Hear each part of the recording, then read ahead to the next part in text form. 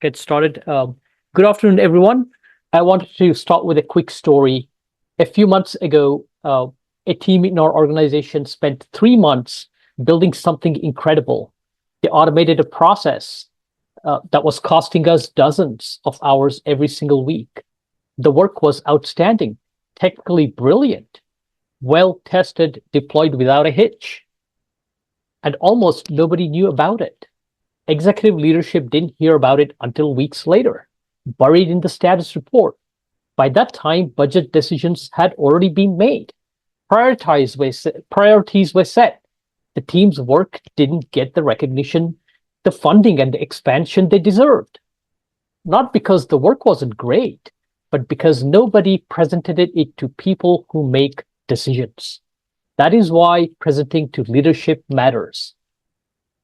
Here's the reality. Your work doesn't speak for itself. I wish it did. We all wish it did. But executive leadership is juggling dozens of priorities. They don't have time to dig into each and every project.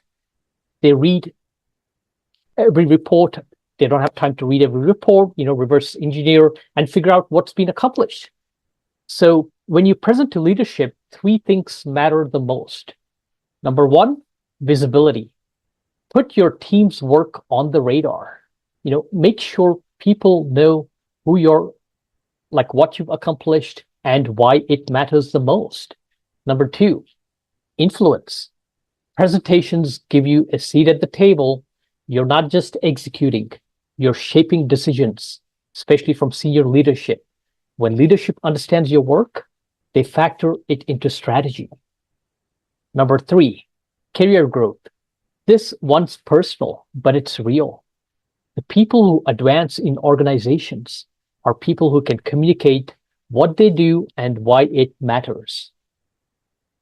Now, this is where it gets tricky, and where I see people like myself sometimes stumble the most. The number one mistake is we go too technical. I get it. We are proud with the work and we want to be innovative. We want to show all the details, the intricate details on how we got to where we are. We want people to appreciate the complexity.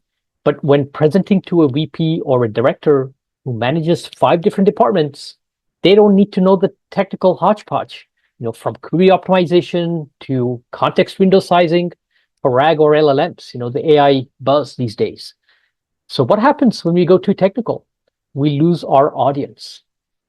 I see this in real time. Sometimes, one of the previous managers, they got lost when I was giving a too detailed technical presentations. Halfway through my phone, the manager basically Googled and figuring out what I was talking about on their phone. Just eyes were glazing over and trying to figure out what I'm talking about. So finally, he approved the project. Yeah, right. That's the whole purpose of why we're doing presentations. So how do we fix this thing? I use something called the so what test.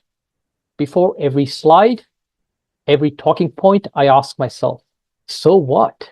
If I can't answer that in a way that connects to business outcomes, to saving money, reducing risk, improving speed, making customers happier, it doesn't belong in the leadership presentation.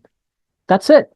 The key is this: stop speaking processes and start speaking more on the outcomes and the impacts. So leadership doesn't care about how you build a shiny thing. They care about what it does for the organization and customers as a whole. Let me give you a concrete example on reframing for leadership mindset. Here's a technical version. We implemented role-based access control using JWT tokens, migrated our CI/CD pipeline from Jenkins to GitHub, implemented parallelized test suites, and reduced build times by 75%. Now that's accurate. It's impressive to us as technical audience, but to non-technical executives, it's noise. It's unnecessary noise. Here's the leadership version.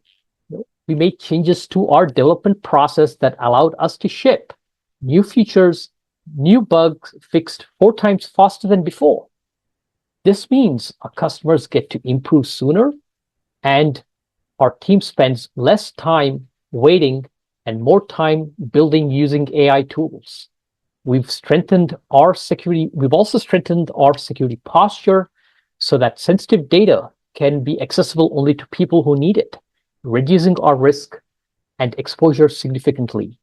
As you can see here, it's the same work, same achievement, but now everybody in the room understands our value based on how I presented it. So here's my challenge to each one of you. The next time you have an opportunity to present, whether it's a sprint review or a multi-million-dollar project update or a quarterly business review, take 5 minutes to prepare and ask yourself, who is in the room? What do they really care about? How do I connect my work with what matters to them? Run every point through the so-called test, cut through the technical jargon, lead with impact. Because here's the truth, great work that nobody understands is invisible work. And we all know that, you and your teams deserve better than that, a pack of M&Ms. Make your work visible, make it understand, make it impactful with serendipity. Thank you.